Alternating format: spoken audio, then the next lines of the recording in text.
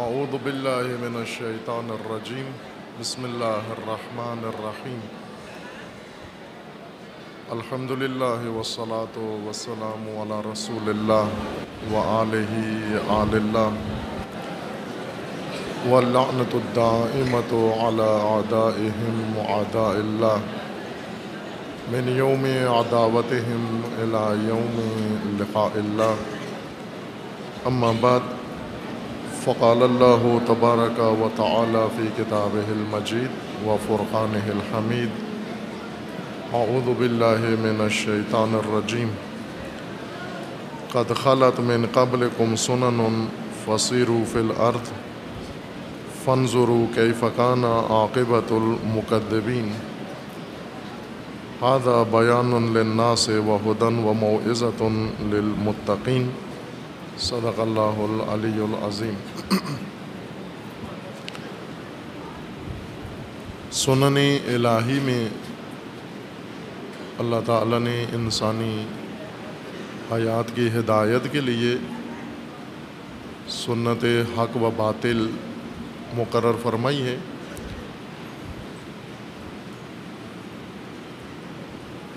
ذات حق تعالی حق ہے، حق صرف ہے،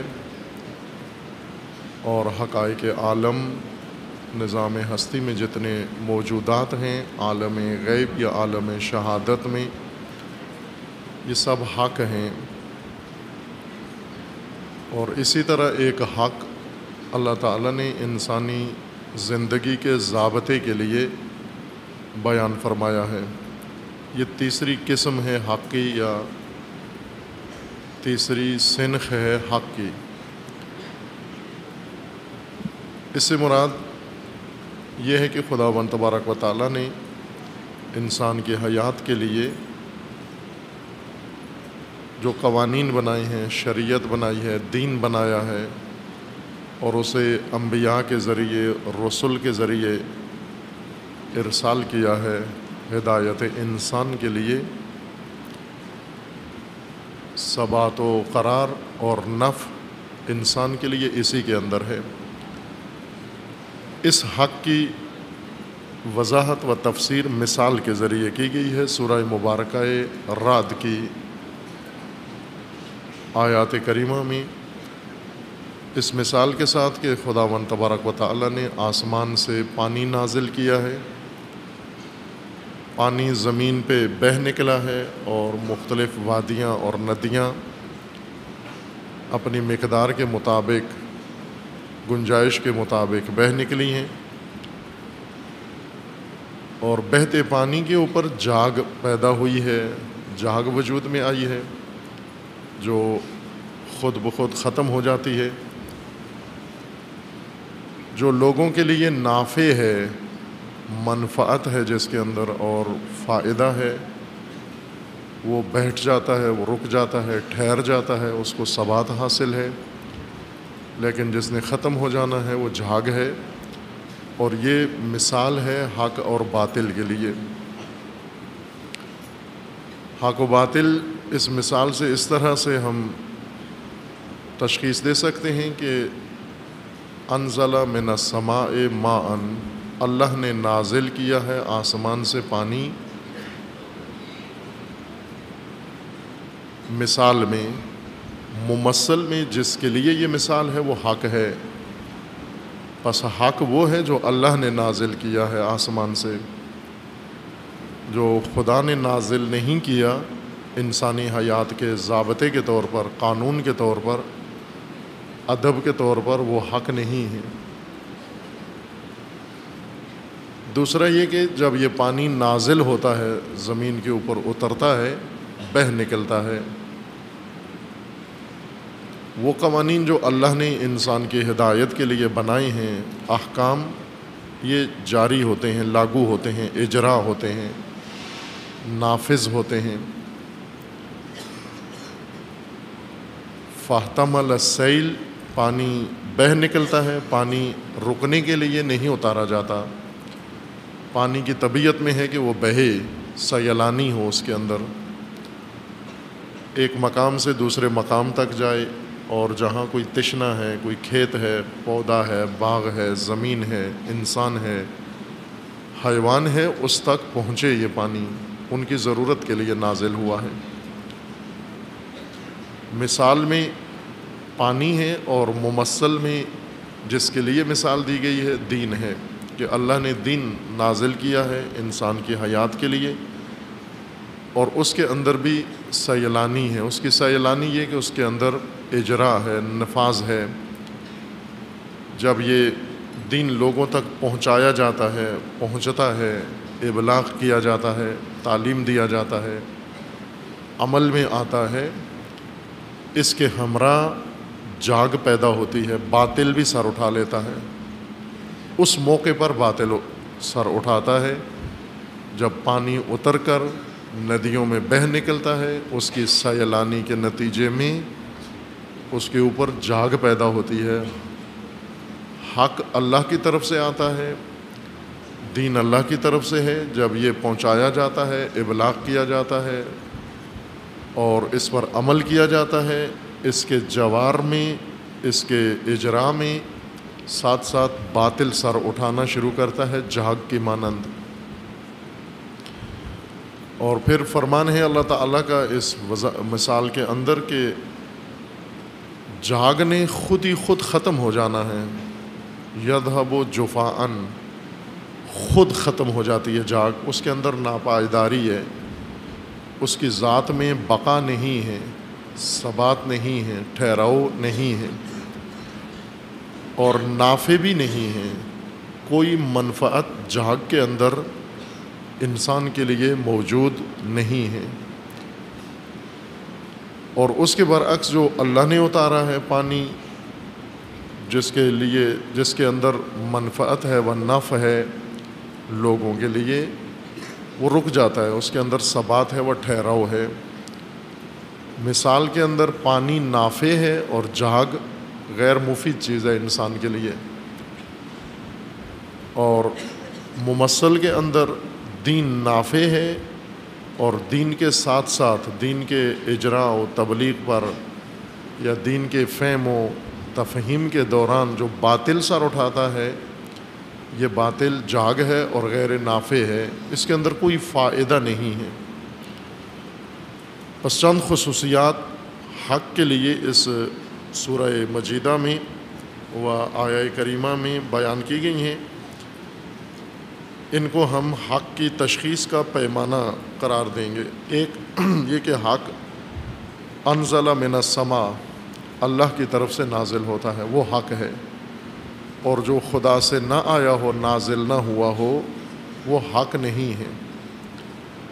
دوسری خصوصیت یہ ہے کہ فصالت اودیۃ بقدرہا، جس طرح پانی اور ندی کے اندر ایک خاص مقدار میں بہتا ہے اس کی گنجائش کے مطابق، حق اور دین بھی ہر انسان کو اس کی ظرفیت کے مطابق سمجھ میں آتا ہے اور اس کے پلے پڑتا ہے اور وہ اس کو حاصل کرتا ہے۔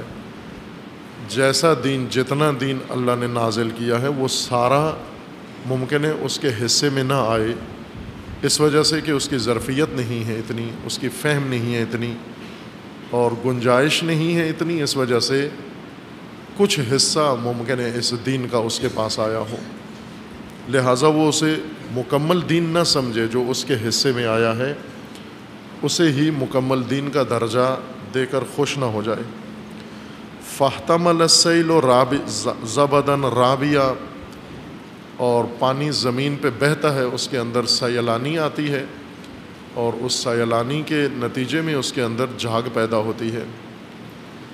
حق جب معاشرے میں پہنچتا ہے، تبلیغ کیا جاتا ہے، پہنچایا جاتا ہے، اس کے ساتھ ساتھ زبد، جھاگ پیدا ہوتی ہے جو باطل ہے۔ فَأَمَّا الزَّبَدُ فَيَذْهَبُ جُفَاءً، زبد جو حق کے ساتھ جو چیز سر اٹھاتی ہے باطل کے طور پر، جھاگ کے طور پر، یہ ختم ہو جاتی ہے، ناپائیداری ہے اس کے اندر، ٹھہراؤ نہیں ہے۔ وَأَمَّا مَا يَنْفَعُ النَّاسَ فَيَمْكُثْ فِي الْأَرْضِ، اور دوسری یہ کہ جاگ کے اندر نفع نہیں ہے لوگوں کے لیے، منفعت نہیں ہے لوگوں کے لیے، فائدہ نہیں ہے جاگ کے اندر، بے فائدہ چیز ہے، سرگرمی کے لیے ہے نمایاں ابھری ہوئی چیز لیکن غیر مفید چیز ہے جاگ۔ پانی انسان کی ضرورت ہے اور انسان کی حیات کی ضرورت ہے۔ قرآن کریم کی متعدد آیات میں خداوند تبارک و تعالیٰ نے ہدایت اور رحمت کو پانی کے ساتھ تشبیہ دی ہے، وہ پانی کے ساتھ اس کی مثال دی ہے۔ پانی حقیقتاً تمثیل ہے، خود بجائے خود مفید ترین چیز ہے، مایہ حیات ہے، سبب حیات ہے، حیات مادی و حیات ظاہری زمین کے اوپر پانی سے شروع ہوتی ہے۔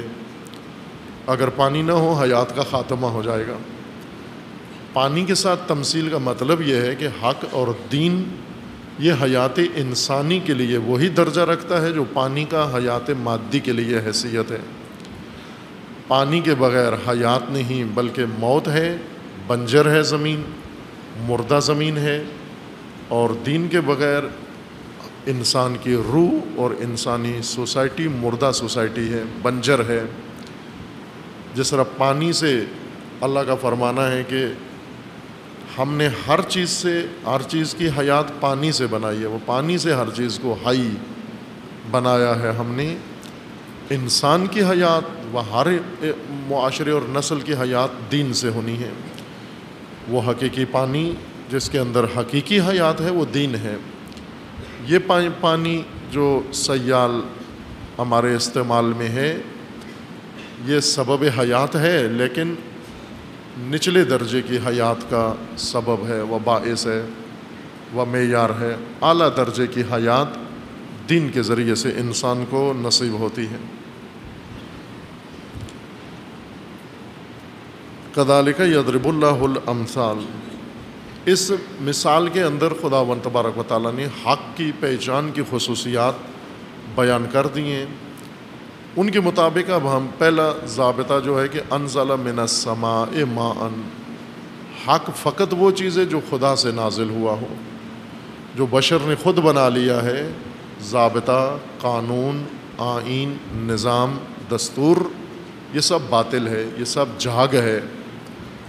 اس میں انسانیت کے لیے بھلائی اور نفع نہیں ہے۔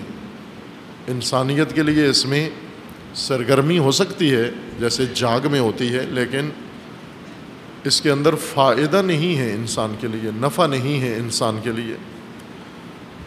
اب ہم ان آیات کا جائزہ لیتے ہیں جہاں پر یہ میزان خداوند تعالیٰ نے وضاحت کے ساتھ ذکر فرمایا ہے کہ حق وہ ہے جو اللہ نے نازل کیا ہے۔ دو طرح کی آیات ہیں، یہ دو طرح کے لہجے ہیں۔ ایک یہ کہ جو کچھ اللہ نے نازل کیا وہ حق ہے، اور دوسرا حق فقط خدا نے نازل کیا ہے، حق کا منبع اللہ کی ذات ہے۔ عالم ہستی و کائنات کا حق، حقائق نظام ہستی بھی اللہ کی طرف سے ہیں۔ کوئی اور خالق نہیں ہے جو حقیقت کائنات میں ایجاد کر سکے۔ خالق حقیقت غیر از حق تعالی، غیر از ذات خداوند تبارک و تعالی کوئی بھی نہیں ہو سکتا، ناممکن ہے، محال ہے، چونکہ مالک خدا کے علاوہ کوئی بھی نہیں ہے۔ خالقیت ممنوع ہے، اس وجہ سے ممنوع نہیں ہے کہ شریعت میں حرام ہے، بلکہ اس وجہ سے ممنوع ہے کہ خالقیت مالکیت کا نتیجہ ہے۔ جو مالک نہیں ہے وہ خالق بھی نہیں ہو سکتا، اور ربوبیت خالقیت کی وجہ سے ہے۔ اگر خالق کوئی نہیں وہ رب بھی نہیں ہو سکتا، بے شک اسے رب بنا لیا جائے، جیسا فرعون کو رب بنا لیا گیا، لیکن فرعون رب نہیں تھا، نہ بن سکتا تھا، نہ ممکن تھا۔ ساری دنیا بھی اسے رب مان لے وہ پھر بھی رب نہیں ہے، کیونکہ خالق نہیں ہے۔ جس طرح نمرود کے سامنے استدلال ہوا کہ میرا رب وہ ہے جو زندہ کرتا ہے اور مارتا ہے، اس نے زندان سے، جیل سے دو بندے بلائے، حضرت ابراہیم کے سامنے، ایک کو معاف کر دیا، ایک کو سزا دلوا دی اور کہا کہ میں بھی زندہ کرتا ہوں اور میں بھی مارتا ہوں۔ اب حضرت ابراہیم کو معلوم ہو گیا کہ یہ بہت موٹا دماغ ہے، اس کے اندر ایسی بات نہیں آتی، لطیف بات جو سمجھنے سے تعلق رکھتی ہو، اس دماغ میں وہ بات نہیں آتی، مارنے اور زندہ کرنے کا مفہوم اسے نہیں معلوم۔ حضرت ابراہیم نے اپنی دلیل بدل دی اور فرمایا میرا رب وہ ہے جو مشرق سے سورج نکالتا ہے، تو اگر رب ہے تو تو مغرب سے نکال کے دکھا۔ فبہت الذی کفر، اس نے پھر یہ نہیں حامی بھری کہ یہ میں بھی کر سکتا ہوں، میں مغرب سے سورج نکالتا ہوں، مشرق میں ڈبو کے دکھا سکتا ہوں۔ فبہت الذی کفر، مبہوت ہو گیا، تسلیم ہو گیا اور زبان بند ہو گئی اس کی۔ بعض لوگ یہ گمان کرتے ہیں کہ ایجاد کر سکتے ہیں، خالق ہیں، لیکن یہ توہم ہے ان کا، نمرود کی طرح کہ ایک کو سزا دلوا کے دوسرے کی سزا معاف کر کے اور اس توہم میں مبتلا ہو جائیں کہ ہم بھی خالق ہیں، ہم بھی مالک ہیں، ہم بھی زندگی و موت ہم بھی دے سکتے ہیں۔ یہ توہم ہے۔ ربوبیت منحصر ہے اللہ کی ذات میں، فقط خدا رب ہے۔ کیوں؟ کہ خالق فقط ذات حق ہے، وہ خالق غیر از خدا نہیں ہے کوئی، چونکہ مالک فقط خدا کی ذات ہے، جو مالک نہیں ہے وہ خالق نہیں ہو سکتا۔ خداوند تبارک و تعالیٰ نے جو کچھ نازل کیا ہے وہ حق ہے، اور جو حق ہے وہ فقط اللہ کی جانب سے ہے۔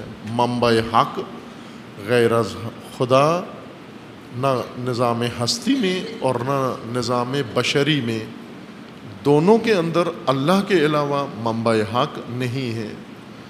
لہذا غیر اللہ، شریک خدا، جو انسانوں کو غلط فہمی سے شریک خدا مانتے ہیں یا ماننا پڑتا ہے یا مان لیتے ہیں، یہ شریک نہ حقیقت کائنات بنا سکتا ہے اور نہ حق شرعی بنا سکتا ہے، نہ انسان کے لیے حق مقرر کر سکتا ہے۔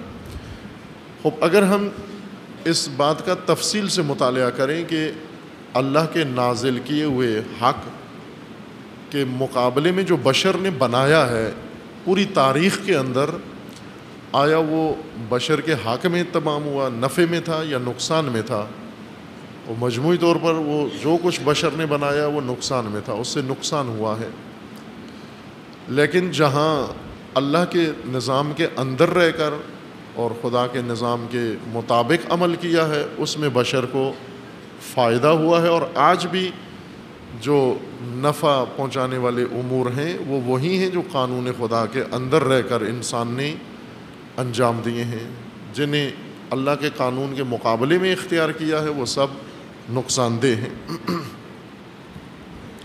سورہ مبارکہ بقرہ میں آیا 91 میں خداوند تبارک و تعالیٰ کا حق کے متعلق فرمان ہے،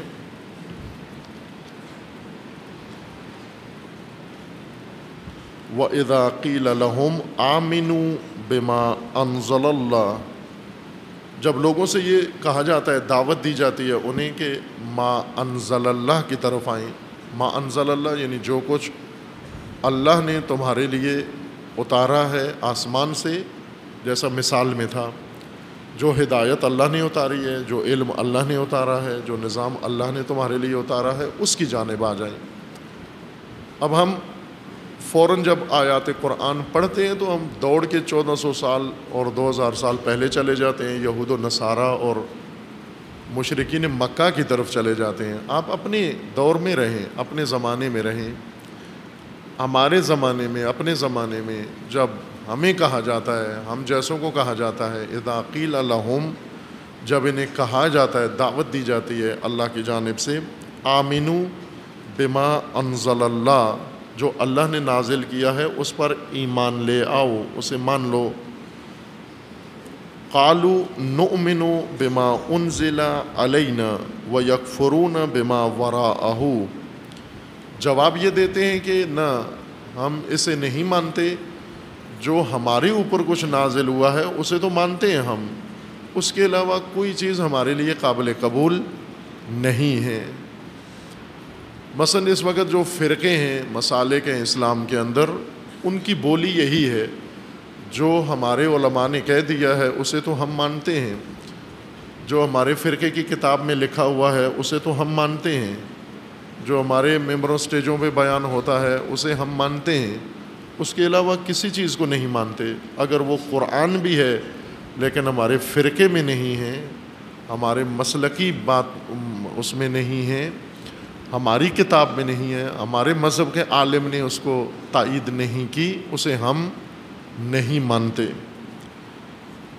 وَهُوَ الْحَقُّ مُصَدِّقًا لِمَا مَعَهُمْ، قرآن کا فرمانا ہے کہ جو کچھ جس کی طرف تمہیں دعوت دی جا رہی ہے یہ حق ہے۔ هُوَ الْحَقُّ ما انزل اللہ، حق ہے جو اللہ نے نازل کیا، یہ حق ہے، اور ایسا حق ہے جو پہلے اترے ہوئے حق، پہلی آسمانی کتابوں کی تصدیق کرتا ہے، تائید کرتا ہے، تردید و تکذیب نہیں کرتا ان کی، بلکہ اس حق کو تسلیم کرتا ہے، اس کی تائید و تصدیق کرتا ہے یہ حق۔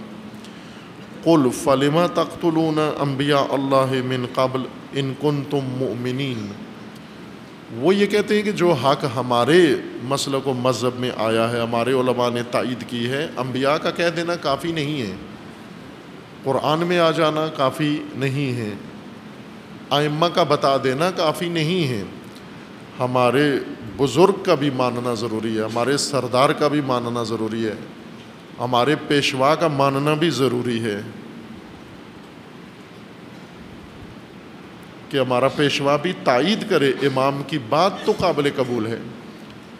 جب تک ہمارا خطیب نہیں کہتا، جب تک ہمارا بزرگ نہیں کہتا، جب تک ہمارا مفتی رسول کی بات کی تائید نہیں کرتا، فقط رسول کی بات ہونا یہ ہمارے لیے حق نہیں ہے۔ یہاں پر آ کر اب باطل پیدا ہو جاتا ہے، یہ جھاگ ہے، یہ جفا ہے۔ حق فقط خدا کی طرف سے ہے۔ جب آپ کے لیے ایک بات مسلم ہو گئی کہ یہ اللہ کی جانب سے ہے، مفتی اس کو تائید کرے یا نہ کرے، بزرگ اس کی تائید کرے یا نہ کرے، ملا اس کو مانے یا نہ مانے، سردار قوم کا اس کو مانے یا نہ مانے، قبیلے کا بڑا آدمی اس کو مانے یا نہ مانے، پارٹی لیڈر اسے مانے یا نہ مانے، جب یہ حق ہے ہمارے لیے حجت ہے، ہمارے لیے کافی ہے۔ باقی جتنے مسائل ہیں یہ جفا ہے، یہ زبد ہے، جاگ ہے، جس نے خود ہی ختم ہو جانا ہے، حق نے باقی رہنا ہے۔ پھر قرآن نے ان کو مجاب کیا کہ آپ مدعی ہو بنی اسرائیل کہ ہم اہل حق ہیں، حق پرست ہیں، تو آپ اپنے اعمال کی طرف غور کرو۔ جن انبیاء، ان کا یہ کہنا تھا کہ آپ نبی ہیں، رسول اللہ کو کہتے تھے آپ نبی ہیں، لیکن آپ پر جو کچھ اترا ہے ہم نہیں مانتے۔ کیوں نہیں مانتے؟ ہماری پارٹی کے نہیں ہیں، ہماری قوم کے نہیں ہیں، ہماری برادری کے نہیں ہیں، بنی اسرائیل نہیں ہیں، ہماری حزب کے نہیں ہیں، ہماری جماعت کے نہیں ہیں، ہیں نبی آپ، اور آپ پر وحی نازل ہوتی ہے، یہ بھی ہم مانتے ہیں، قبول کرتے ہیں، چونکہ نشانیاں نبوت کی ساری آپ کے اندر پائی جاتی ہیں، لیکن ہم آپ کو نہیں مانتے چونکہ ہم پابند ہیں اپنی قوم، قبیلے اور علاقے کے نبیوں کو نبی مانیں۔ کسی اجنبی کو نبی نہیں مان سکتے، بے شک وہ نبی ہو، بے شک وہ راہبر ہو، ہم نہیں مان سکتے اس کو۔ اس پر قرآن نے انہیں جواب دیا ہے کہ حتیٰ اس میں بھی جھوٹے ہو تم، کہ ہم اپنی قوم قبیلے کے نبیوں کو نبی مانتے ہیں، کسی اور قوم قبیلے کا اگر نبی بن جائے اسے نہیں مانتے، یہ بھی جھوٹ ہے تمہارا۔ اس کی وجہ یہ ہے کہ تم نے اپنے قوم قبیلے کے نبی سب سے زیادہ قتل کیے ہیں، ان کی مخالفت بھی کی ہے، انہیں جھٹلایا بھی ہے اور انہیں شہید بھی کیا ہے۔ قُلْ فَلِمَ تَقْتُلُونَ أَنْبِيَاءَ اللَّهِ مِنْ قَبْلِ، اگر تم اپنی برادری اور قبیلے کے انبیاء کو ماننے کے پابند ہو تو انہیں قتل کیوں کیا ہے، انہیں شہید کیوں کیا ہے؟ چونکہ بنی اسرائیل فراوان انبیاء کے قاتل ہیں۔ بعض روایات میں ہے کہ روزانہ اٹھتے تھے اور 10 نبی قتل کر کے پھر کام کاج پہ جاتے تھے۔ سید الشہداء علیہ السلام کا خطبہ ہے کہ بنی اسرائیل صبح اٹھتے تھے اور بازار میں، چوک میں نبیوں کو لا کر قتل کر کے پھر اس کے بعد کہتے تھے کھیتوں میں کام کے لیے جاؤ یا اپنے گھر میں جاؤ یا ناشتے کے لیے جاؤ۔ پہلے نبی قتل کرتے تھے، شہید کرتے تھے۔ قاتل بھی بنی اسرائیل کے تھے، نبی بھی بنی اسرائیل میں سے تھے۔ بس یہ بھی تمہاری بات جھوٹی ہے۔ جس طرح بعض استدلال کرتے ہیں کہ ہم رہبر کسی اور ملک کا نہیں مانتے، وہ رہبر ہو اپنا ہو، ہمارا علاقائی وطنی رہبر ہو. اب انہیں اگر یہ کہا جائے تم نے وطنی رہبر کے ساتھ کیا کیا ہے، تم نے اس کا کیا حشر کیا ہے، تم نے اس کی کیا درگت بنائی ہے. بس اس موقف میں بھی غلط ہو کہ ہم وطنی رہبر ہو تو مانتے ہیں، وطنی رہبر نہ ہو تو نہیں مانتے. آیا 144 سورہ بقرہ میں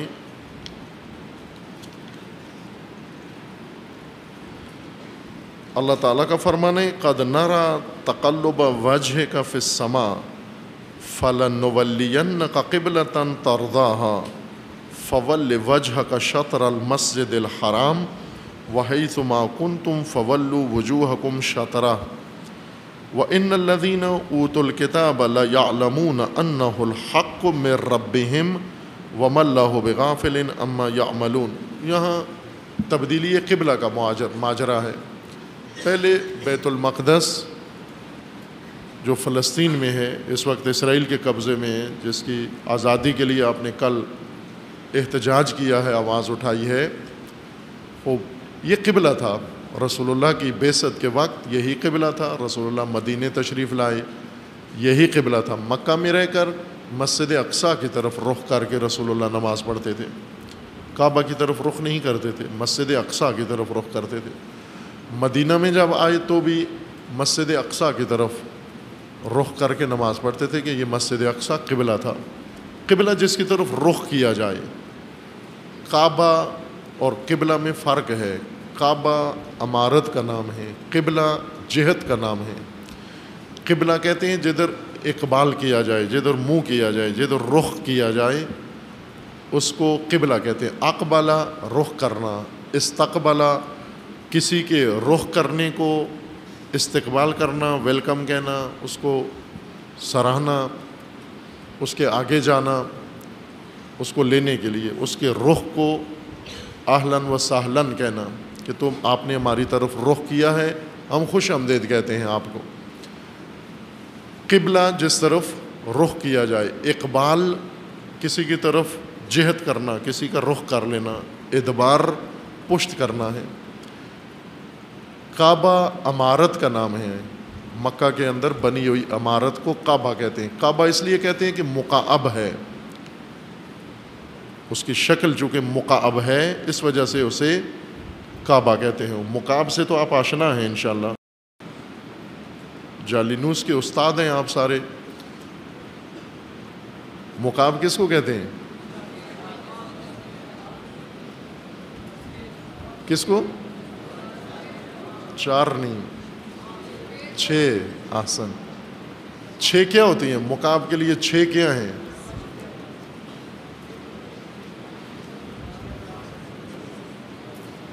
مکعب 6 کیا یعنی 6؟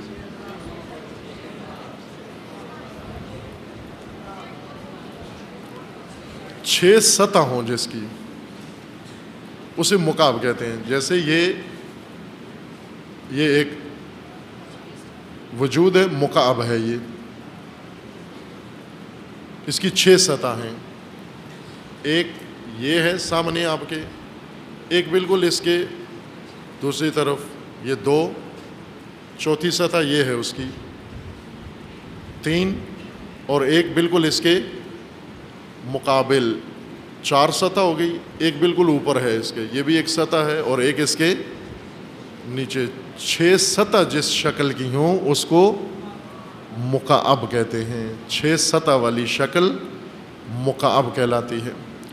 کعبہ کی چونکہ 6 سطح ہیں، 4 اس کے دیواروں کی طرف ہیں، اور 2 ایک چھت اور ایک نیچے فرش ہے مکعبی شکل میں. جس طرح ہر مکان مکعبی شکل میں ہوتا ہے، اس وجہ سے اس کو کعبہ کہتے ہیں.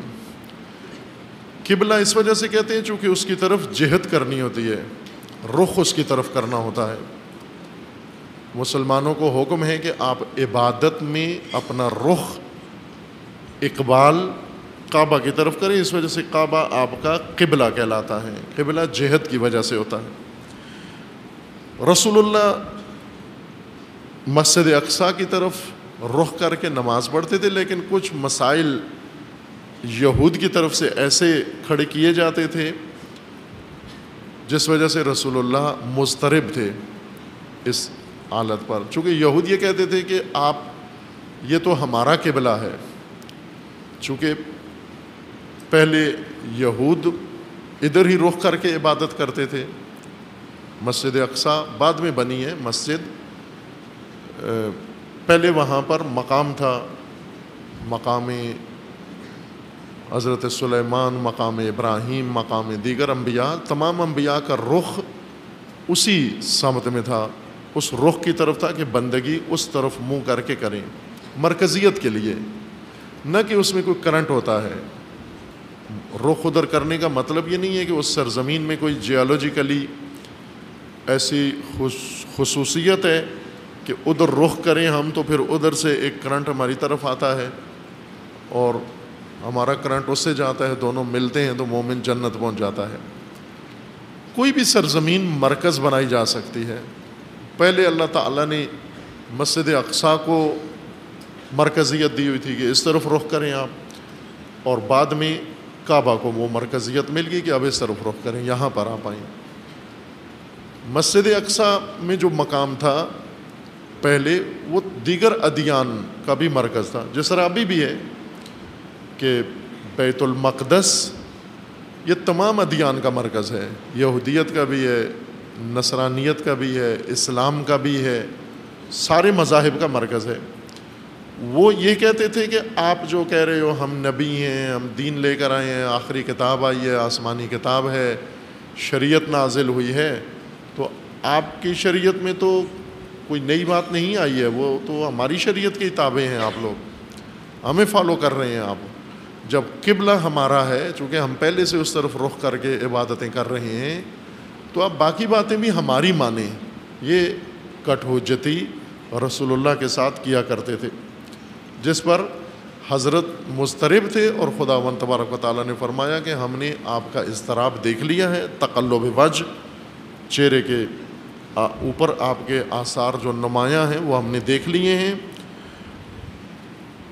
فَلَنُوَلِّيَنَّكَ قِبْلَةً تَرْضَاهَا، اب ایک قبلہ ایسا ہے جو صرف مسلمانوں کا مرکز ہوگا، باقیوں کا مرکز نہیں ہے، چونکہ تحریف شدہ دین، تحریف شدہ قومیں، تحریف شدہ کتابیں، تحریف جن کے مذہب و دین میں تحریف ہو چکی ہے، ان کے ساتھ مشترکہ قبلہ نہیں بنانا آپ کا الگ مرکزیت جو فقط اسلام کے محور میں ہو، دین کے محور میں، وہ مرکزیت آپ کے لیے مقرر کرنی ہے۔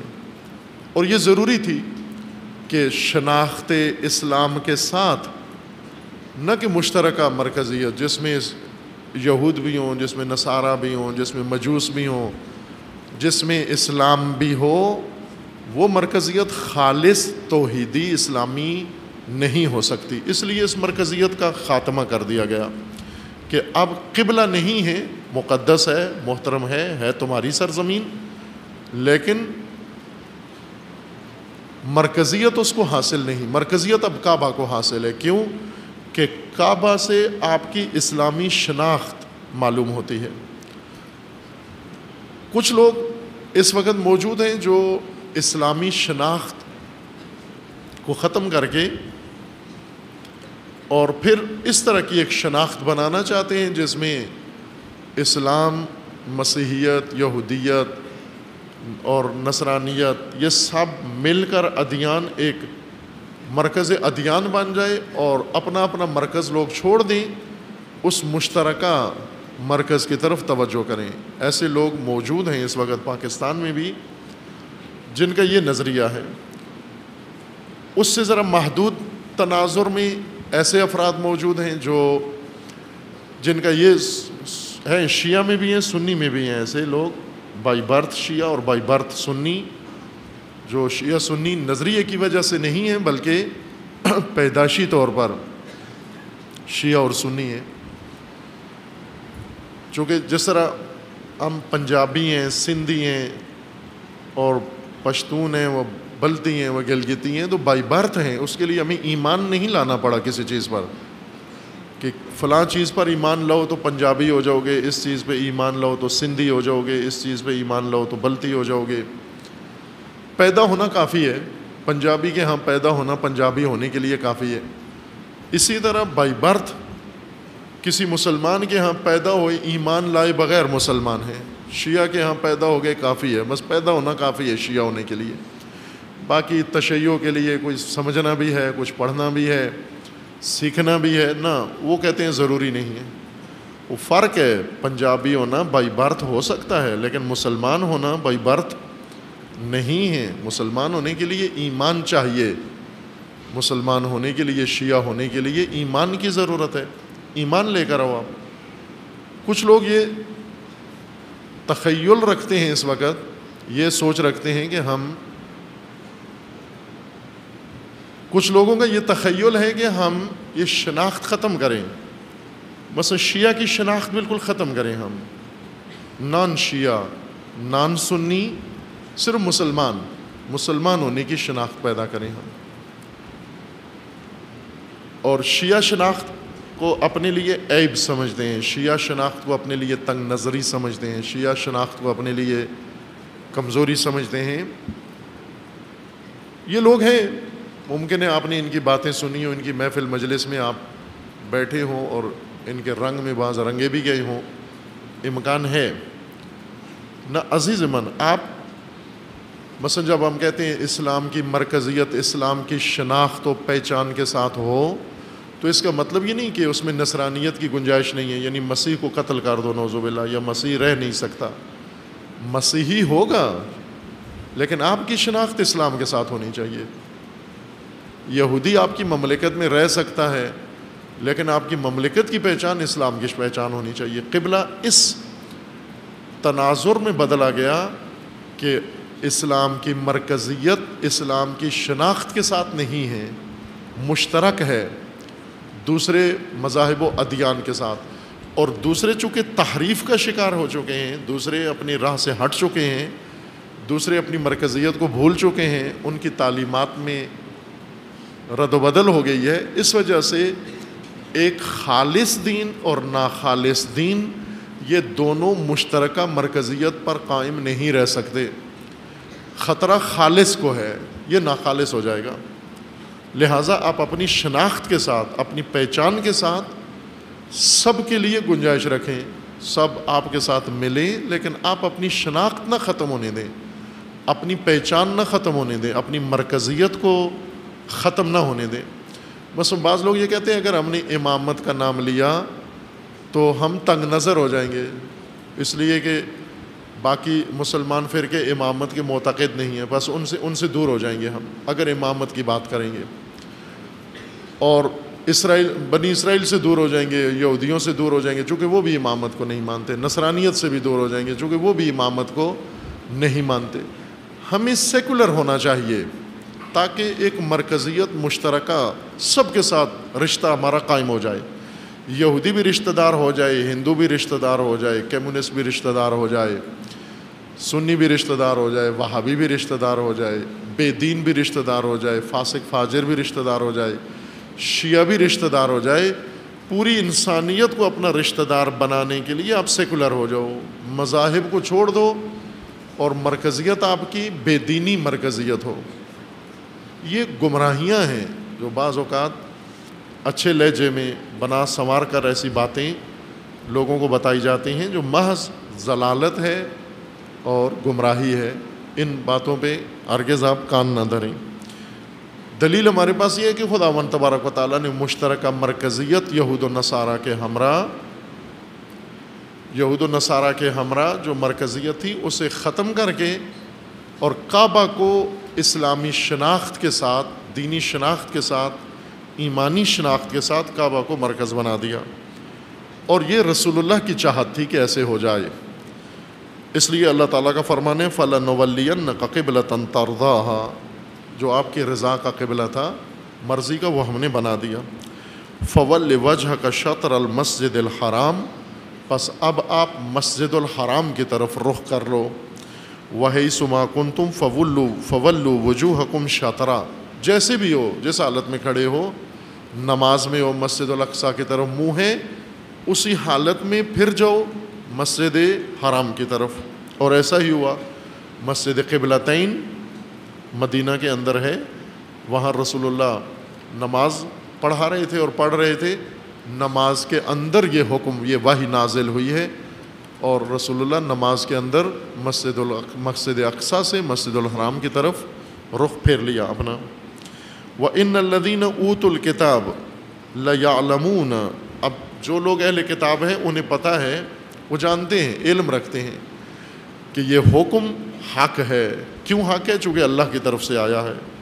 وَإِنَّ الَّذِينَ أُوتُوا الْكِتَابَ لَيَعْلَمُونَ أَنَّهُ الْحَقُّ مِنْ رَبِّهِمْ، یہ حق ہے اور رب کی طرف سے آیا ہے۔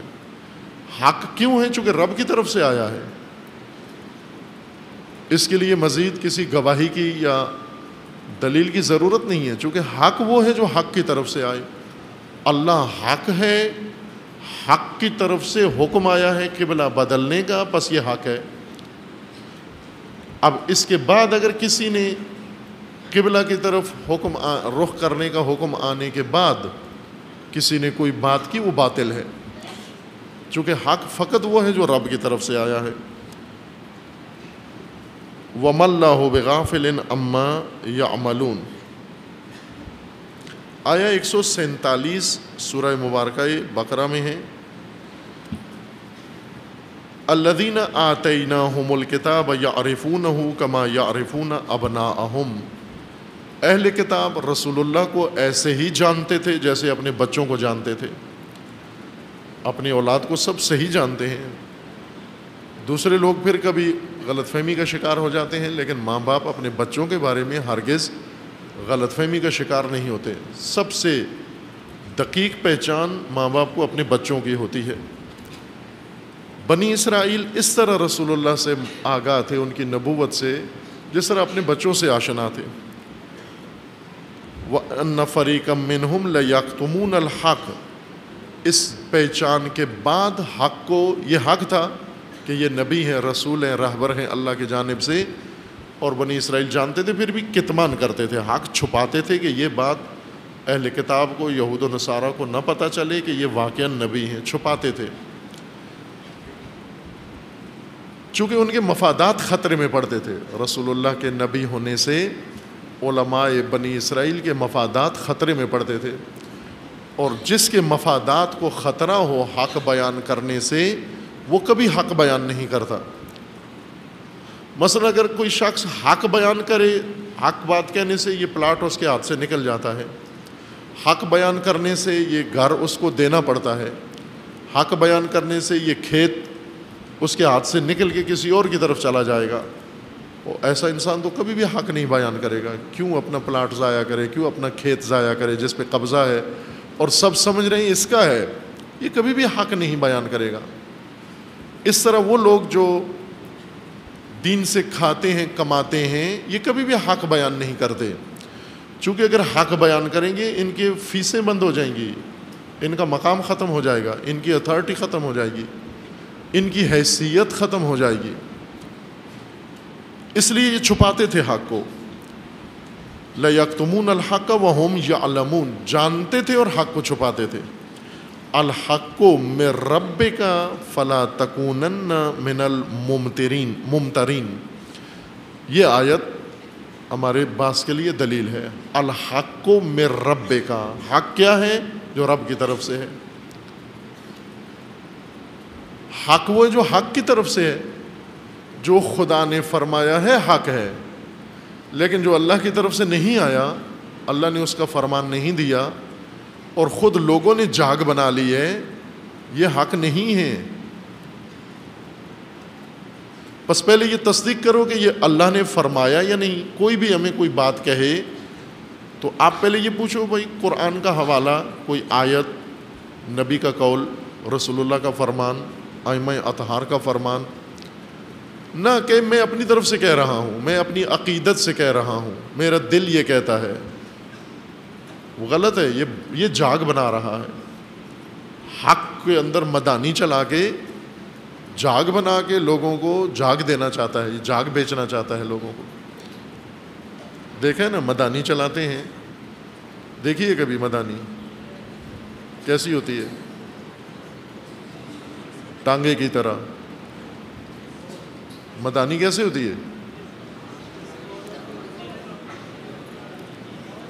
ایک ڈنڈا لکڑی ہے، اس کے نیچے کراس میں لکڑیاں لگی ہوتی ہیں، کراس میں اس طرح، اور اس کو رسی سے یا کسی الیکٹرک مشین سے یا کسی طرح بھی اس کو چلاتے ہیں اس کے اندر، تو کیا بنتا ہے؟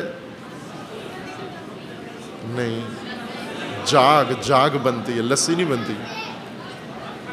مدانی کا کام یہ ہوتا ہے کہ دودھ کو ہلاتی ہے یا دہی کو تیزی سے ہلاتی ہے، جاگ بناتی ہے، وہ جاگ نکل کے کریم الگ ہو جاتی ہے، پیچھے لسی رہ جاتی ہے۔ مدانی کا کام جاگ بنانا ہے۔ کچھ لوگ ہیں وہ دین کے اندر مدانی چلاتے ہیں، حق میں آ کر مدانی چلا کے لسی بنا کے لوگوں کو پلاتے ہیں کہ یہ دین ہے تمہارا۔ کیوں؟ اس لیے کہ اس نے بیچنا ہے۔ آپ ریڑھیوں پہ دیکھیں، لسی بیچنے والے سارے مدانی رکھی ہوتی ہے، وہ ایک ڈولچی بھی ان کے پاس ہوتی ہے، ریڑھی کے اوپر اس کو ہاتھ سے رگڑ رہا ہوتا ہے، رگڑ کے گلاس بھر کے ساتھ بول بھی رہا ہوتا ہے، بڑی خوبصورت آواز میں بولتا بھی ہے، تقریر بھی کرتا ہے، شعر بھی پڑھتا ہے، پی لو ٹھنڈی ٹھنڈی لسی پی لو مثلا۔ وہ مدانی سے بنی ہوئی لسی کے لیے گاہک بھی بہت ہیں۔ اگر آپ لوگوں کو کہیں یہ مفید دوا پی لو، کوئی بھی نہیں آئے گا، لیکن اگر کہیں ٹھنڈی لسی پی لو، پیسے دے کے لسی پیتے ہیں، فیس دے کے لسی پیتے ہیں۔ اسی طرح کچھ لوگ ہیں وہ دین کے اندر مدانی چلا کے لسی بنا کے پھر خوبصورت آوازوں میں لسی بیچتے ہیں، اور ہم سے لسی لے جو، لوگ پیسے دے کے ان سے لسی خرید لیتے ہیں۔ قرآن یہ فرما رہے کہ الحق من ربک، حق فقط وہ ہے جو تیرے رب کی طرف سے ہے، جو تیرے رب کی جانب سے ہے وہی حق ہے۔ دونوں جملے ٹھیک ہیں اس کے۔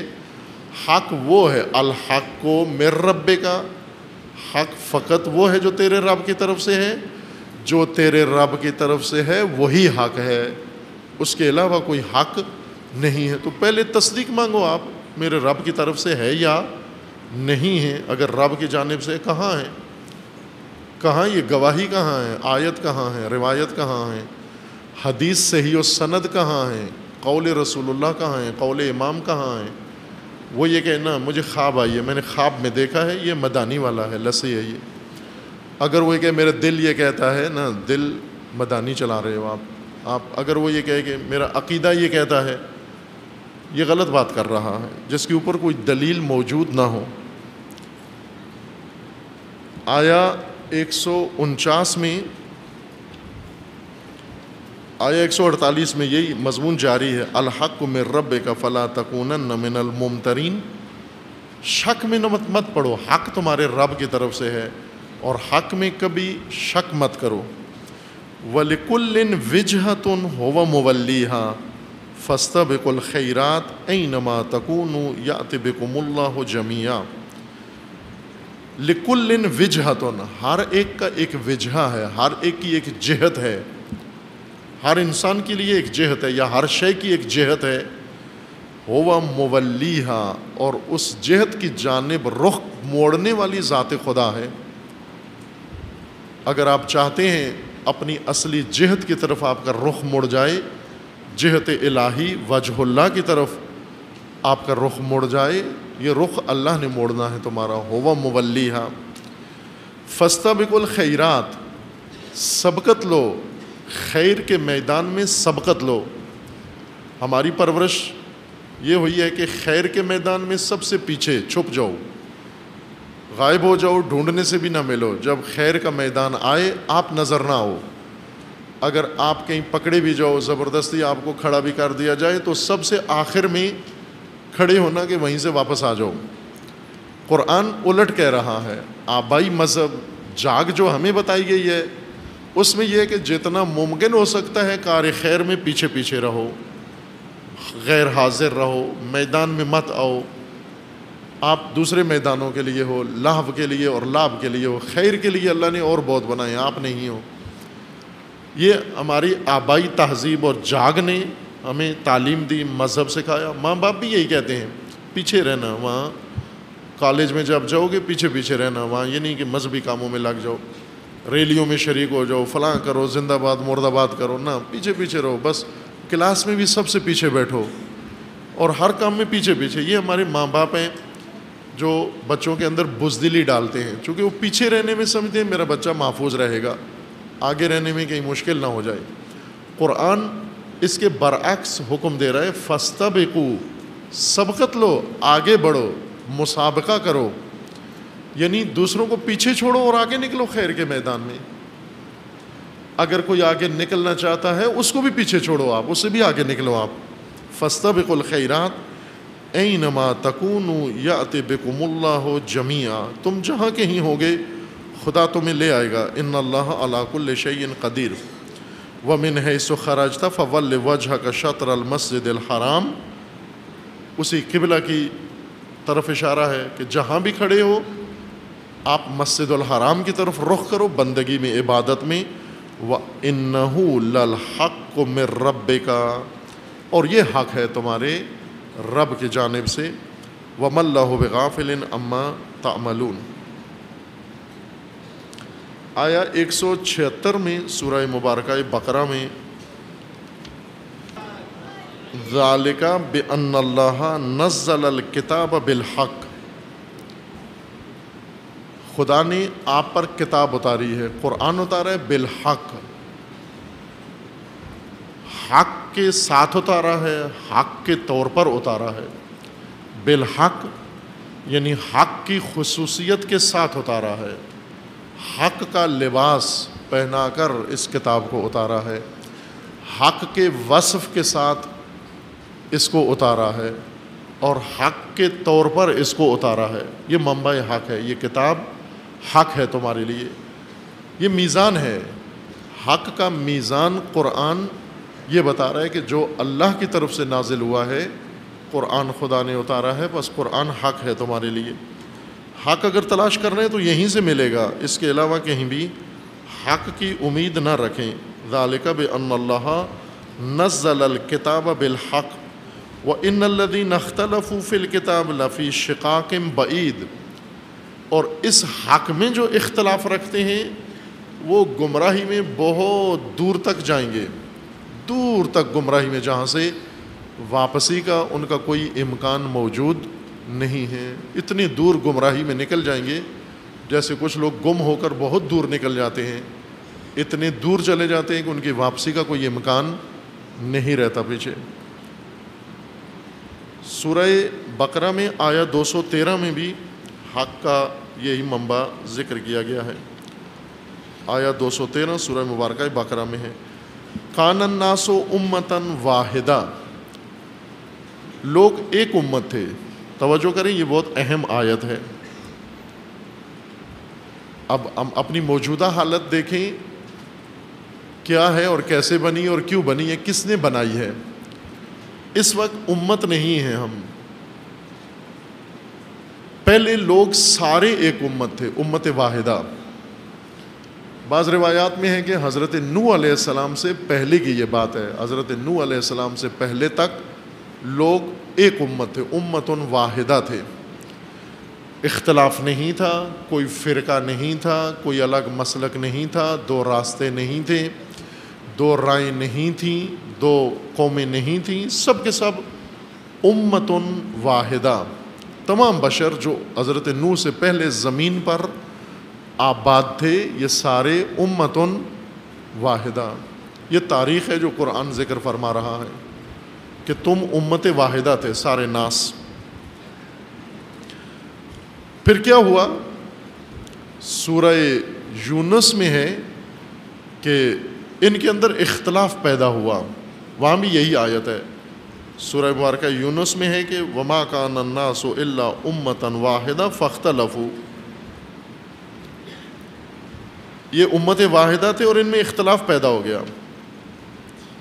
اس اختلاف کے نتیجے میں آیا 19 سورہ مبارکہ یونس اور آیا 213 سورہ بقرہ، یہ دونوں مل کر ایک مطلب بیان کر رہی ہیں. دونوں آیات یہ دونوں ملیں تو ایک مشترک کامل مضمون بنتا ہے. آدھا مطلب 213 میں ہے اور آدھا مطلب سورہ یونس کی آیا 19 کے اندر ہے.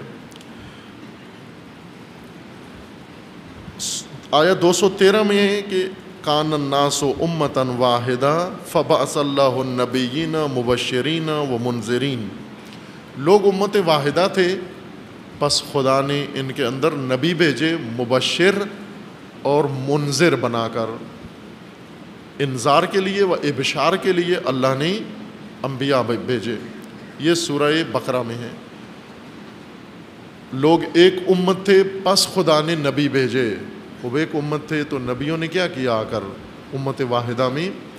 آیا امت واحدہ کی وجہ سے نبی آئی یا امت واحدہ کی ضرورت تھی کہ نبی آئیں؟ سورہ یونس میں کہ نہ، ایک مرحلہ بیچ میں اور ہے جو سورہ بقرہ میں بیان نہیں ہوا، سورہ یونس میں آ گیا ہے۔ وما کان الناس الا امۃ واحدہ، لوگ کوئی اور حالت نہیں رکھتے تھے سوائے امت واحدہ کے۔ ما کان الناس، تمام لوگوں کی کوئی اور حالت نہیں تھی، کوئی اور شیپ نہیں تھی، فقط ایک تھی اور وہ یہ تھی کہ امت واحدہ تھے۔ پھر کیا ہوا؟ فاختلفوا، ان میں اختلاف پیدا ہو گیا۔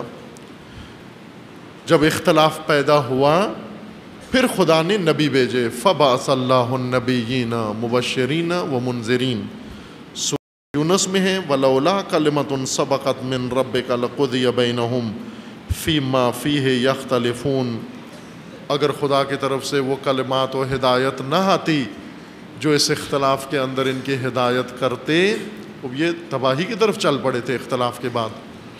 پس پہلی حالت و اصل حالت لوگوں کی امت واحدہ ہونا ہے، لیکن اس امت واحدہ کے اندر ایسے قابیل پیدا ہوئے، ایسے پہلوان پیدا ہوئے امت واحدہ کے اندر جنہوں نے آ کر امت کے ٹکڑے کر دیے، امت کے بکھرے کر دیے۔ انہوں نے آ کر امت واحدہ کے اندر قبیلے بنانا شروع کر دیے، قومیں بنانا شروع کر۔ مثلا امت واحدہ تھے، یہ مختلف علاقوں میں جاتے، گاؤں میں جاتے، وہ کہتے جی آپ کے گاؤں کا نام کیا ہے؟ مثلا کوئی نام ہے، فرض کریں ان کے گاؤں کا نام ہے بنڈر، تو یہ ان کو جا کر کہتے تھے کہ تم اصل میں بنڈری ہو، تمہاری نسل بنڈری ہے، اور اللہ نے بنڈری نسل بڑی اعلیٰ بنائی ہے۔ یہ وہیں آدمی اور انسان ہونے کے بجائے بنڈری بن گئے وہیں پر۔ یہی مبلغ گئے دوسرے علاقے میں، انہیں جا کے کہا تمہارے جد کا نام کیا تھا؟ انہوں نے اپنے جد کا نام بتایا، مثلا کوئی بھی تھا، انہوں نے اپنے جد کا کوئی نام بتایا، مثلا نریندر، ہمارے جد کا نام، دادا کا نام نریندر تھا، انہوں نے کہا تم نریندری ہو، اور نریندری بنڈریوں سے بھی زیادہ بہتر ہوتے ہیں۔ وہ اس طرح یہ خناس پیدا ہوئے جنہوں نے مثلا یہ ایک بھی پوچھتے تھے کہ تمہارے پاس زمین کتنی ہے؟ انہوں نے کہا ہماری زمین نہیں ہے، سب کی زمین ہے، ہماری بھی ہے، دوسروں کی بھی ہے، وہ بھی استفادہ کرتے ہیں، ہم بھی کرتے ہیں۔ کہا نہ، یہ تو غلط بات ہے، آپ کی الگ زمین ہونی چاہیے، یہ کھیت صرف آپ کا ہے، آپ اس پہ قبضہ کر لو، دوسروں کو لا تعلق کر دو۔ اس طرح کے ذات پات کے عناوین، قومیت کے عناوین، قبائلیت کے عناوین، کھیت و کھلیان کے عناوین، مال و ثروت کے عناوین، رنگت کے، جہاں جاتے کالے رنگ کے لوگوں کو کہتے تم الگ قوم ہو، گورے رنگ کے لوگوں کو کہتے تم الگ قوم ہو، اور ہر چیز کو انہوں نے تقسیم کا و اختلاف کا ذریعہ بنایا، بنیاد بنائی، اور امت واحدہ کو ٹکڑوں میں، فرقوں میں، حصوں میں، بکھروں میں تقسیم کر دیا، ہر ایک کو الگ الگ ٹکڑے ٹکڑے بنا دیا، پارٹیاں بنا لی، حزبیں بنا لی، تنظیمیں بنا لی، انجمنیں بنا لی، پھر اس قبیلے کو تقسیم کرنا شروع کیا، قبیلے کے اندر ایسے عناصر پیدا ہوئے، قبیلہ چند شاخوں میں تقسیم ہو گیا۔ امت واحدہ ان وجوہات کی بنا پر اختلافات کا شکار ہوئی، حصے بکھرے ہوئے۔ اللہ تعالیٰ نے نبی بھیجے کہ ان سارے امتیازات کو ختم کریں، گورے کالے کے، امیر غریب کے، اور ذات پات کے، قوم قبیلے کے، یہ سارے امتیازات جو انہوں نے بنا لیے ان کو مسمار کریں، ختم کریں، اور انہیں امت واحدہ بنائیں، دوبارہ امت واحدہ بنائیں ان کو۔ اس لیے خداوند تبارک و تعالیٰ نے باقاعدہ شریعت کے ساتھ نبی بھیجنا شروع کیے۔ نوح علیہ السلام سے پہلے نبی تھے، لیکن ان کے لیے الگ الگ شریعتیں نہیں تھیں، ایک قانون تھا، سارے نبی، ساری قومیں، ساری امتیں اور سارے لوگ اسی ایک قانون کے تابع تھے۔ لیکن جب خناسوں نے آ کر قوموں کو تقسیم کیا اور اختلافات ڈالے، نبی آئے مدون شریعتیں لے کر، آئیڈیالوجی لے کر، تاکہ انہیں دوبارہ امت بنائیں، تدوین شدہ شریعت لے کر آئے، دین لے کر آئے امت سازی کے لیے۔ آیا 213 میں ہے کان الناس امتا واحدہ فبعث اللہ النبیین مبشرین و منذرین، نبی مبعوث ہوئے مبشر و منذر بن کر، ابشار و انذار کے لیے، یعنی امید دلانے کے لیے اور خطروں سے آگاہ کرنے کے لیے۔ وَأَنزَلَ مَعَهُمُ الْكِتَابَ بِالْحَقِّ، اور نبیوں کے ہمراہ خدا نے کتاب نازل کی حق کے ساتھ، حق کے طور پر، حق کے عنوان سے کہ ہر نبی حق لے کر آیا کتاب کی صورت میں، اور انزلہ وہ اللہ نے نازل کی۔ جیسے مثال میں سورہ رعد کی مثال میں حق کا معیار بیان کیا گیا تھا کہ حق اللہ نے نازل کرنا ہے، ہر نبی اللہ سے کتاب لے کر آئے تاکہ ان اختلافات کو ختم کر کے ان کی جگہ پر امت قائم کر دیں۔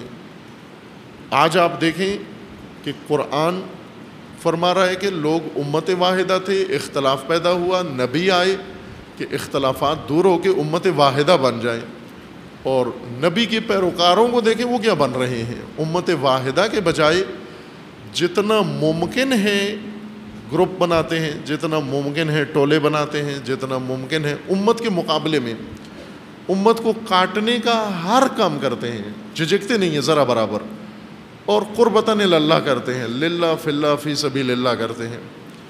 اس میں کوئی ان کی نیت پہ شک نہیں کیا جا سکتا کہ بڑے خلوص کے ساتھ امت کو کاٹ کے، تقسیم کر کے، ٹکڑے ٹکڑے کر کے اور دین کی خدمت کرتے ہیں، رقابت کرتے ہیں، آپس میں مقابلے کرتے ہیں اور ایک دوسرے کے ساتھ حسادت کرتے ہیں۔ اس کو پھر خدا سے کہتے ہیں قبول کر، ہماری یہ بندگی اور عبادت قبول کر، یہ جو ہم نے امت تقسیم کی ہے اسے اپنی کارکردگی بتاتے ہیں تقسیم امت کو۔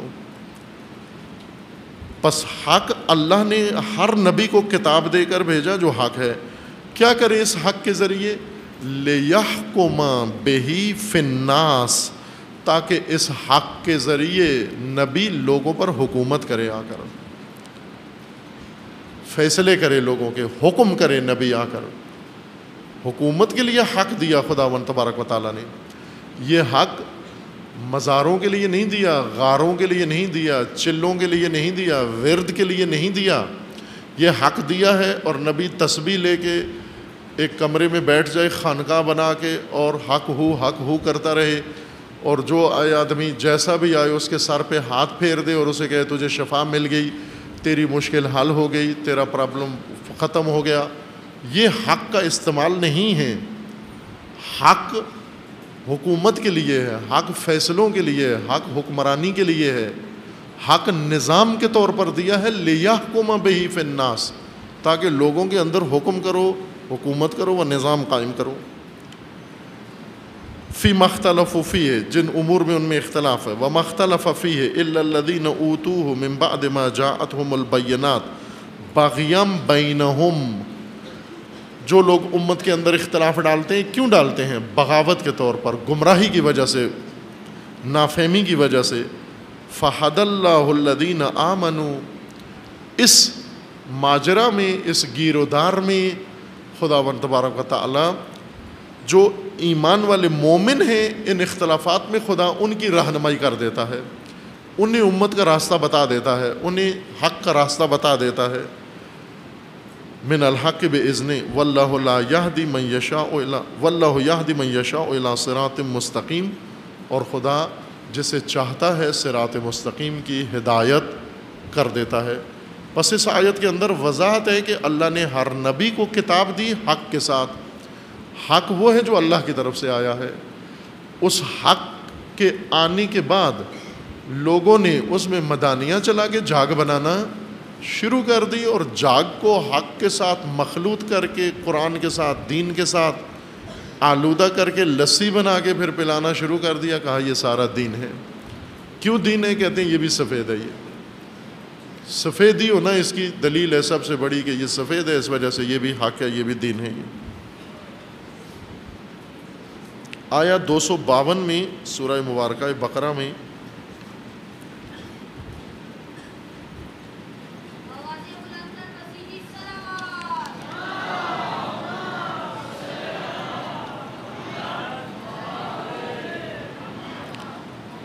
حضرت طالوت کا واقعہ جو پڑھا ہے آپ کی خدمت میں بارہا، وہ مفصل بیان کیا ہے۔ ایک کردار ہے جوانوں کا، نوجوانوں اور جوانوں کا قرآنی نمونہ و اسوہ طالوت اور طالوت کے ہمراہ لوگ، فوج طالوت کی بہت خوبصورت اسوہ ہے کہ ایک جوان غریب خاندان کا، مال و دولت و ثروت نہیں ہے، جس وجہ سے لوگوں نے اسے مانا ہی نہیں کمانڈر کے طور پر، کہ چونکہ فقیر ہے، اس کے پاس پیسے نہیں ہیں۔ وہ فقیر خود احساس کمتری میں مبتلا نہیں تھا، اس کے اندر خود اعتمادی تھی، اس کے اندر اللہ پہ بھروسہ تھا، چونکہ فقیر عموماً احساس کمتری میں مبتلا ہو جاتا ہے۔ طالوت کو یہ احساس نہیں تھا کہ میں شہری نہیں ہوں، دیہاتی ہوں، چرواہا ہوں، لہٰذا جین پہن کے آؤں، ٹی شرٹ پہن کے آؤں تاکہ مجھے بھی شہری سمجھا جائے، اور کو بوائے والا بیلٹ پہن کے آؤں اور ایسی کٹنگ کرا کے نائی کے ساتھ سے آؤں تاکہ جب میں شہر میں آؤں تو سارے مبہوت ہو جائیں، کتنا ماشاءاللہ جوان ہے، کتنا سجیلا جوان ہے، کتنا بانکا جوان ہے۔ یہ احساس کمتری والا کرتا ہے کہ اپنے دیہاتی ہونے کو جین کے ذریعے چھپاتا ہے، ٹی شرٹ کے ذریعے، لنڈے کے ذریعے چھپاتا ہے۔ لنڈا احساس کمتری چھپانے کا بہترین ذریعہ ہے۔ عزیز من، دیہاتی ہونا عیب نہیں ہے، گاؤں کا ہونا عیب نہیں ہے۔ خداوند تبارک و تعالیٰ نے اس دیہاتی جوان کو، چرواہے کو، بیڑیں بکریاں چرانے والے کو شہریوں کا کمانڈر بنایا۔ کیوں؟ کہ چونکہ یہ دلیر ہے، وہ بزدل ہے، یہ مخلص ہے، اس کے اندر اخلاص ہے، وہ مفاد پرست ہیں۔ یہ شعور رکھتا ہے، وہ بے شعور ہیں۔ یہ تین چیزیں طالوت کے اندر تھیں، اخلاص، شعور، دلیری۔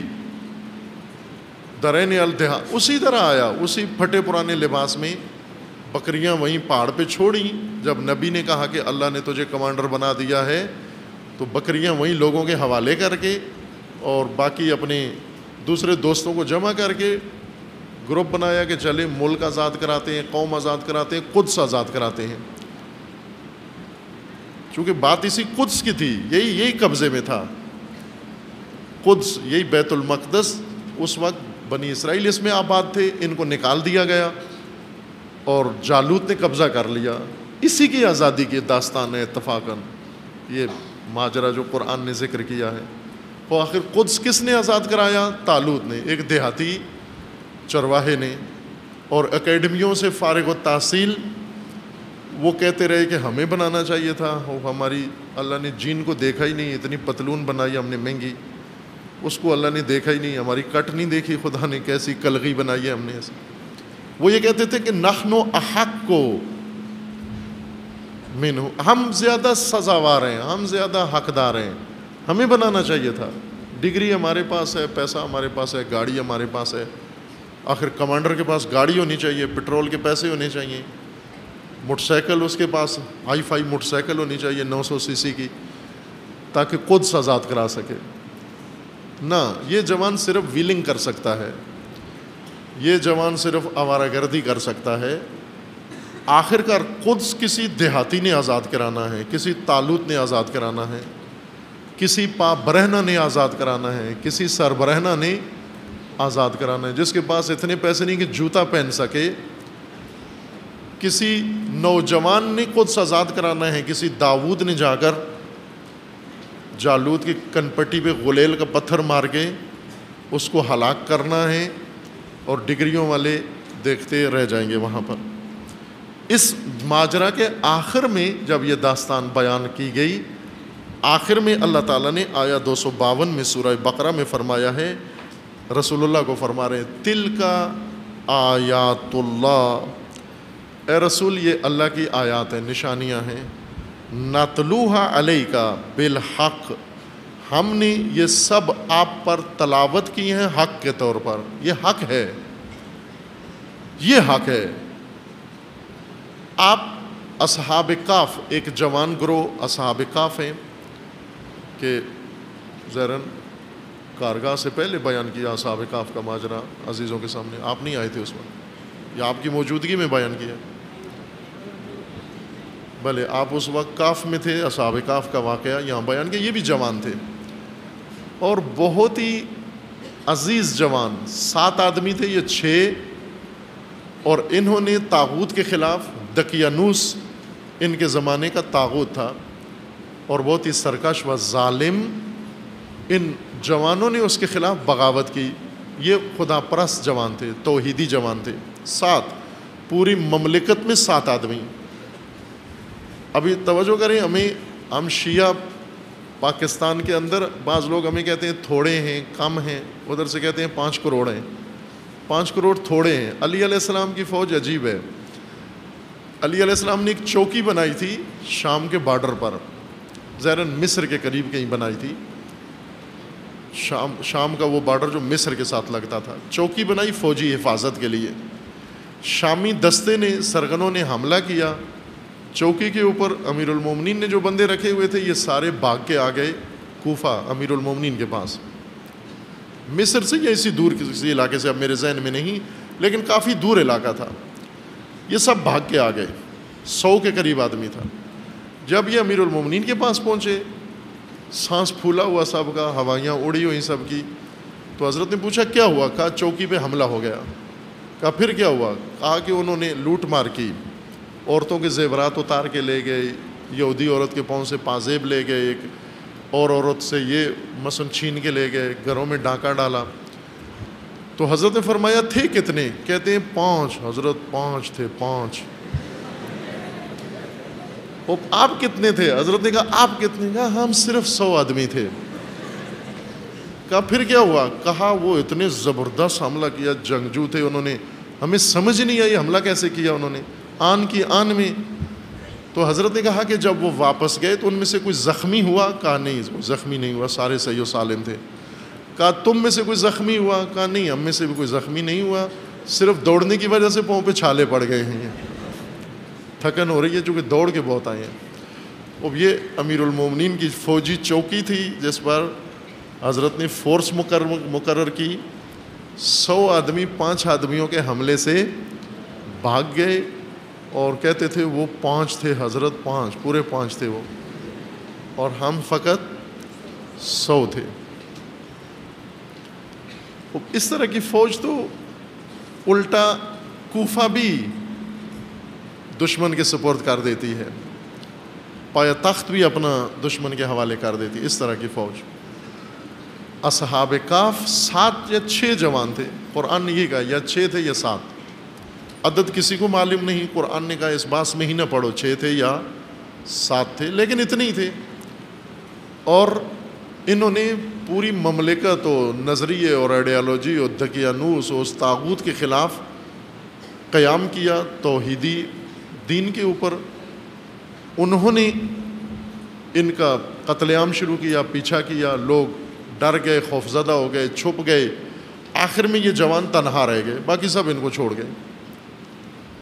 انہوں نے یہ فیصلہ کیا کہ ایک طریقہ یہ ہے کہ ہم مثلا جنگ کریں، خوب ظاہر ہے ہم 5-6 آدمی ہیں، مارے جائیں گے، وہ زیادہ ہیں، اور یہ دین یہی ختم ہو جائے گا. تو ہم کوئی ایسی ٹرک کے ساتھ، ٹیکٹک کے ساتھ، تدبیر و حکمت کے ساتھ کام کرتے ہیں.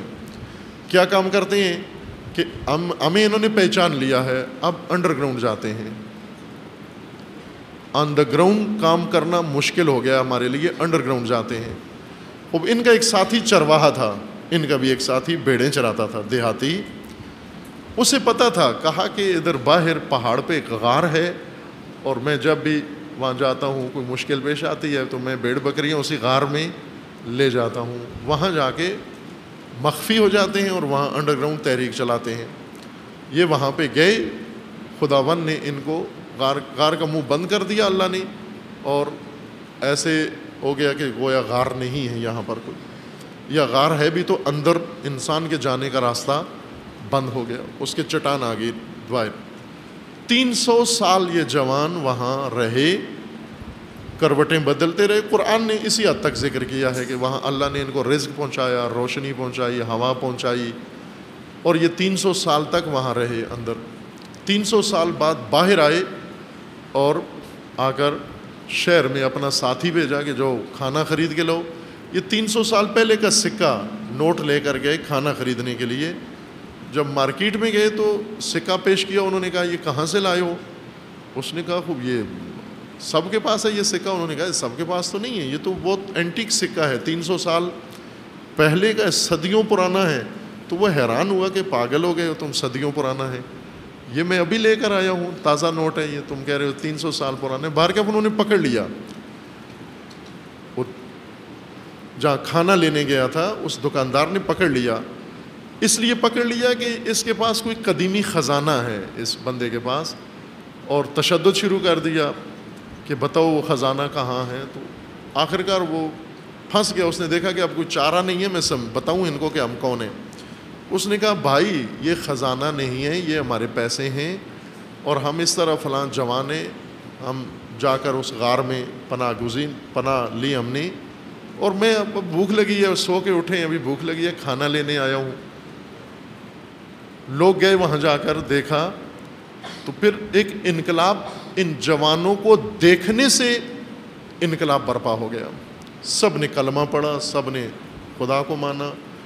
وہی جوان انڈر گراؤنڈ رہ کر انہوں نے اتنا عظیم دینی انقلاب برپا کیا۔ یہ ایک مثال ہے جوانوں کی۔ یہ بھی سارے دیہاتی اور چرواہے اور طالوت اور اس کی فوج، یہ بھی جوانوں کے قرآنی اسوے اور نمونے، دلیر، مخلص، مومن، پابند، لیکن خود اعتمادی تھی۔ انہوں نے کبھی بھی اپنا بیس اس طرح سے نہیں بدلا کہ ہم گورے نظر آئیں، کریمیں مل مل کے اپنے چہروں کے اوپر لگ رہے ہیں کہ کسی انگریز کا بچہ ہے پنجاب میں ویسے وزٹ کے لیے آیا ہوا ہے۔ بعض اپنا اس طرح حلیہ بناتے ہیں کہ یہ تصور کریں کہ اٹلی کا باشندہ ہے، وزٹ کے لیے ادھر پنجاب آیا ہوا ہے، اردو ایسی بولے گا ٹوٹی پھوٹی، بیچ میں انگلش جڑے گا اس کو، جیسے گورا ہے اس نے ابھی تازہ اردو سیکھی ہے، بیچ میں انگلش آ جاتی ہے اس کی۔ عزیز من، کیوں فخر کرو اپنے مسلمان ہونے پر، مومن ہونے پر، شیعہ ہونے پر، پاکستانی ہونے پر فخر کرو، اپنی شناخت بناؤ، کہو فخر سے کہ ہم مومن ہیں، ہم شیعہ ہیں۔ چھپاتے کیوں؟ احساس کمتری میں کیوں چھپتے ہو؟ لنڈے کے پردے کے پیچھے کیوں چھپتے ہو؟ آپ اپنی شخصیت بناؤ، وہ شخصیت ظاہر کرو، اور یہ شخصیت آپ کی خدا نے چاہا تو انقلاب برپا کر دے گی۔ یہ آپ کی شخصیت آپ دیکھیں، یہ گاندھی، مہاتما گاندھی، مسلمان لیڈروں کا بھی لباس دیکھیں، اس کا بھی لباس دیکھیں۔ مسلمان لیڈر کیا پہنتے تھے؟ پتلون، ہمیشہ پتلون، کریز نکلی ہوئی، کوٹ ہمیشہ۔ ابھی آج یا کل سپریم کورٹ نے حکم دیا ہے پاکستان گورنمنٹ کو کہ پاکستان کا کوئی وزیر اعظم، صدر، وزیر یہ انگلش میں تقریر نہیں کرے گا، منع کیا۔ قانون سپریم کورٹ نے عدالت میں پاس کیا ہے کہ پاکستان کا، اور مزے کی بات یہ ہے کہ سپریم کورٹ نے یہ جو فیصلہ ہے انگلش میں لکھا ہے، انگلش میں لکھا ہے کہ پاکستان کا کوئی صدر، وزیر اعظم اور وزیر جو ہے انگلش میں تقریر نہیں کرے گا، سارا سلیبس اردو ہوگا، اور آئندہ فارم سارے دفتروں کے شناختی کارڈ فارم اور پاسپورٹ فارم اور سارے اردو زبان میں ہوں گے۔ چونکہ پاکستانیوں کو نفرت ہو گئی ہے اردو سے، احساس کمتری کرتے ہیں اردو سے، شرمندگی محسوس کرتے ہیں اردو میں، اجنبی ہو گئے ہیں۔ سپریم کورٹ بھی اس طرح ہے، اپنا نام بھی سپریم کورٹ رکھا ہوا ہے، انگلش نام ہے، عدالت عظمیٰ نہیں رکھا ہوا اپنا نام۔ عدالت عظمیٰ نے، اصل تو یہ ہوتا نا کہ اس کا اپنا نام عدالت عظمیٰ ہوتا، اپنا نام انگلش میں ہے، جج انگلش بول رہا ہے، وکیل انگلش بول رہا ہے، اور فیصلہ انگلش میں صادر کر کے، اور فیصلے میں کہہ رہا ہے کہ وزیر اعظم نے اردو بولنی ہے۔ وزیر اعظم بھی ایسی اردو بولے گا جیسی سپریم کورٹ نے اردو میں فیصلہ صادر کیا ہے۔ اپنی شناخت پیدا کرو، فخر کرو اپنے اوپر، مباحات کرو، اپنی شخصیت ایسی بناؤ کہ تعارف کرو اپنا اور اس کے اوپر فخر کرو، اتراؤ اس کے اوپر۔ لنڈے کی مدد سے شخصیت نہ بناؤ۔ بل اگر سستا لباس، چونکہ پیسے نہیں ہیں، سستا ہونے کی وجہ سے پہنتے ہو، ٹھیک ہے، اس میں کوئی حرج نہیں ہے کہ دوسرا لباس بنانا سلوانا مہنگا ہے، کہ عموماً نہیں ہوتا، اتنا مہنگا نہیں ہے کہ نہ بنا سکیں، لیکن اگر سستا ہونے کی وجہ سے یہ استعمال کرتے ہیں پھر کوئی حرج نہیں ہے۔ اور اگر شخصیت بنانے کی وجہ سے استعمال کرتے ہیں پھر بہت ہی کبھی عمل ہے یہ، چونکہ جو شخصیت بنتی ہے وہ عجیب و غریب ہے، اس کے نتیجے میں کوئی بڑی اعلیٰ پرسنالٹی نہیں بنتی ان لباسوں کے اندر۔ تلک آیات اللہ نتلو علیک بالحق، اے رسول یہ نشانیاں ہیں ہماری اصحاب کہف و اصحاب طالوت اور ان کی فوج، تاکہ آپ اپنی قوم کو، اپنے پیروکاروں کو سنائیں یہ حق ہے، یہ حق ہے، یہ درست ہے، جاگ ہے، باقی جاگ ہے۔ اگر یہ بتاؤ ان کو یہ بنے یہ حق ہے، باقی مدانی اس میں چلا کے خود کچھ اور بن جائیں وہ جھاگ ہے ساری، وہ حق نہیں ہے، وہ باطل ہے۔ وَإِنَّكَ لَمِنَ الْمُرْسَلِينَ، اے نبی آپ مرسلین میں سے ہیں، یعنی آپ کا کام ہی یہی ہے کہ اللہ کا حق خدا سے لے کر ہدایت کا یہ منشور اور لوگوں تک پہنچائیں آپ، یہ آپ کا کام ہے، آپ کی ذمہ داری ہے۔ وقت تمام ہے، اتنا کافی ہے، باقی بعد میں انشاءاللہ۔ وصلی اللہ